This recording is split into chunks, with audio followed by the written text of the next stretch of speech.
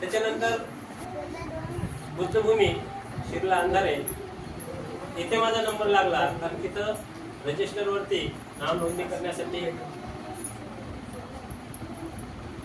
Rahul Sasane painter मी त्या ठिकाणी उपस्थित होते. त्यांनी मला कॉल केला, धम्माभाऊ तुम्ही विपश्यना करत असाल तर मी नाव नोंदवायला येतो, नाव नोंदू काय तुमचं? म्हटलं नाही गड्या, सध्या अजून माझ्यावरले जबाबदाऱ्या घरचं कामं धंदे सगळे होते, त्याच्यानंतर मी सांगतो तुम्ही.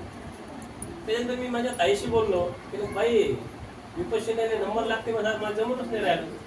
मला माझी ताई म्हणाली की बाबू जोपर्यंत तुझी दानपारमिता पूर्ण होत नाही तोपर्यंत तुझा नंबर लागत नाही, फार महत्वाची आहे.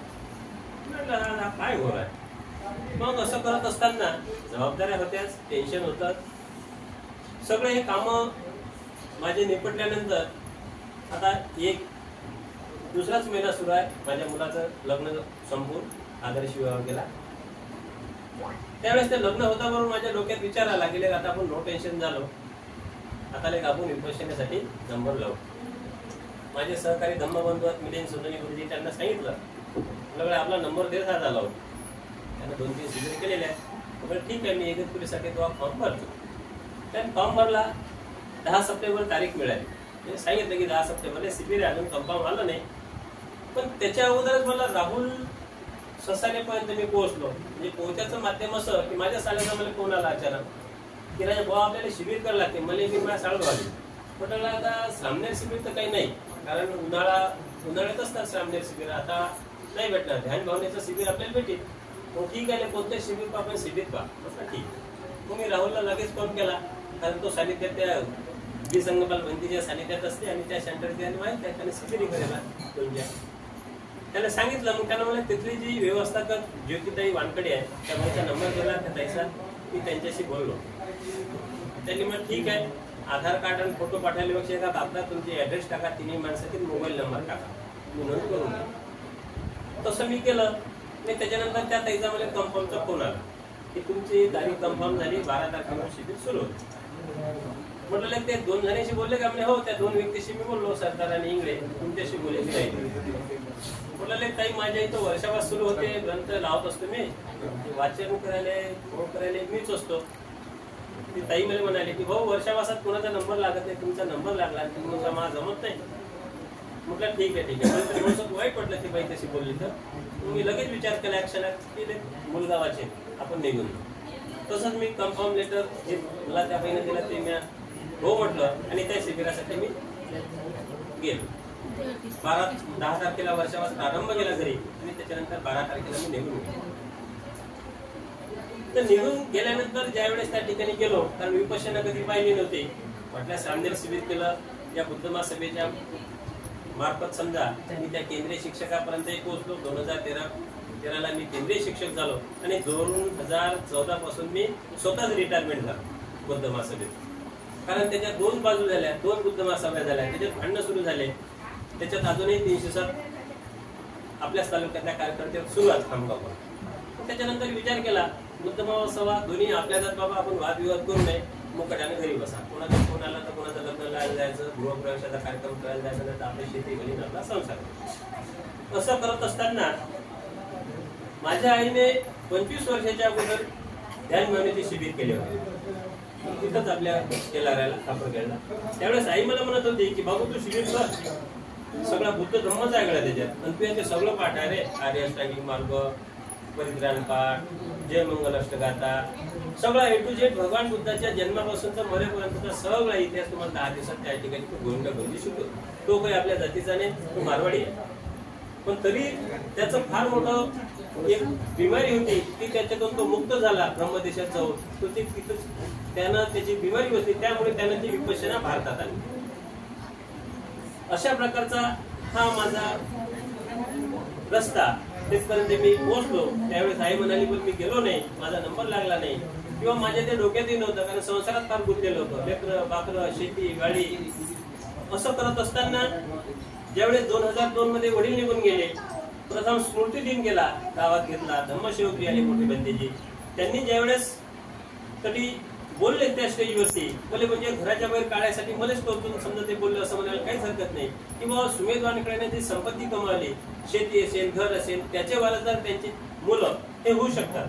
त्यांचा मुलगा धम्मदीप हा त्याचा वारसदार होऊ शकतो, परंतु त्यांनी जी संपत्ती कमावलेली आहे धार्मिक सामाजिक क्षेत्रात की बगर पाया चप्पलची ते आमच्या सोबत स्वतःच्या बैलगाडीवर लाऊडस्पीकर बांधून ते प्रत्येक गावात आम्ही फिरलो सुरुवातला, तर त्यांचं फार मोलाचं कार्य आहे. त्यांनी या ठिकाणी चळवळीत फार मोठं योगदान आहे.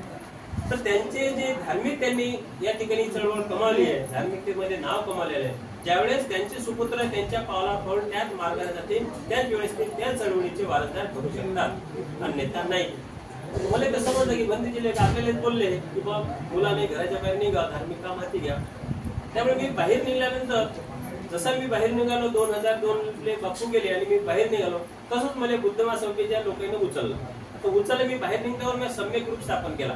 मिलिंद सोनवणे, मी आणि आम्ही जळगाव संगापूरमध्ये तरुण पोरं घेतले आणि आम्ही कामाला लागलो. मग आमचे कार्यक्रम मिटिंगा सुरू झाले. त्या सम्यक ग्रुपच्या बॅनरखाली आमचे कार्यक्रम सक्षम होत गेले, सामूहिक सोहळे घेणे. मग बुद्ध महासभा ढबगाई झाली. बुद्ध महासभेनं ओळखलं, त्यावेळेस पांडव महासभे अध्यक्ष होते. हे बोलत बोललाय पूर्ण आपला कुठे कार्यक्रम सक्षम होत नाही. त्याने ते लोन भीमराव तायडेला सांगितलं की तायडे साहेबांनी तो धम्मदीप सुमेधानुकडे पूर्ण त्यावेळी तो ग्रुप स्थापन केला आणि ते असे करून राहिले आम्हाला बोलताच काय. मग त्यानं हेरलं, त्याला अध्यक्ष करायला हवं, ध्यान त्याच्या खांद्यावर. मग पैशाची मिटिंग झाली, त्या मिटिंग मध्ये मला सामूहिकचा अध्यक्ष केला. पहिली माझ्या खांद्यावर त्यांनी भाग दिला.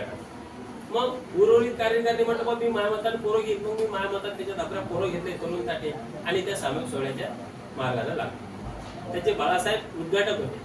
म्हटलं साहेब एवढं मोठं पवित्र घराणं आहे, त्या घराण्याचे आपल्याला उपकार आहेत, त्या घराण्यातल्या माणसाचे पावलं आपल्या गावात पडतात, आपल्या वावरात पडतात, त्याच्यापेक्षा पुण्य काय, हे माझ्या मनात त्यावेळेस श्रद्धा निर्माण झाली.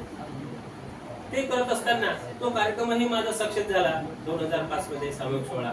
त्यासाठीही फार प्रयत्न करावा लागले. त्यावेळेस माझी जिल्ह्याचे अध्यक्ष होती, दांडगेभाऊ भारीचे अध्यक्ष होते आणि शरद भाऊ बहुजन महासंघाचे अध्यक्ष होते. त्यावेळेस बहुजन महासंघ आणि भारी ते वेगळी होती.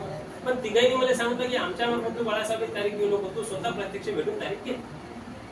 मग माझी टीम आम्ही 2-4 मोटरसायकल कुठेही कार्यक्रम असो आपल्या जिल्ह्यात आम्ही निघालो की बाळासाहेबांच्या स्टेजवर डायरेक्ट गेले की भेट घे, आम्हाला तारीख पाहिजे. आम्ही इतका पिच्छा धरला की बाळासाहेबाला आम्हाला तारीखच द्यावा. आम्ही हँडबिल काढून तयार होते 1/1.5.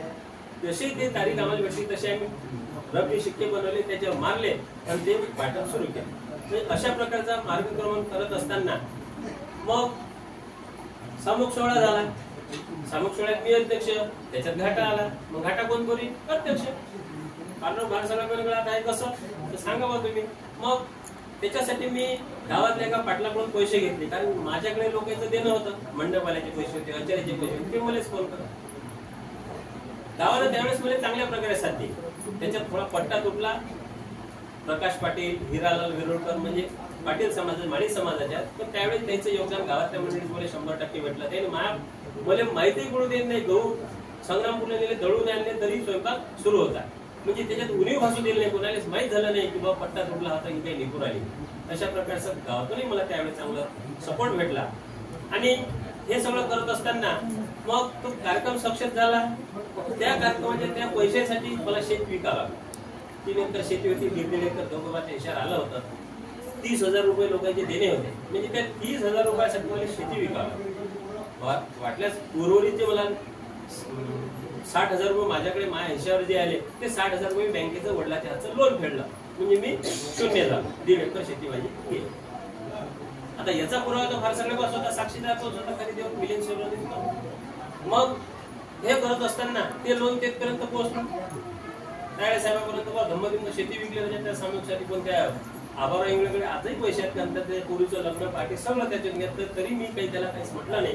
आणि मी शेती विकली पण माझ्या पत्नीने मला दुःख दिलं नाही की बघ आपल्याजवळ थोडीशी शेती होती, तुम्ही शेती घेऊन आले. तिने किंचितही मला दुःखवलं नाही.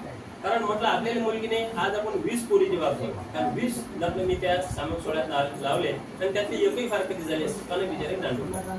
मग हे करत असताना मला त्याने तालुका अध्यक्ष नेमलं फार सगळे. मग मला तालुक्याची गुलाब माझ्या खांद्यावर दिली 2006-7 मध्ये. मी 3 वर्ष तेही पद भोगलं. त्या 3 वर्षामध्ये माझा कार्यकाल चांगला गेला.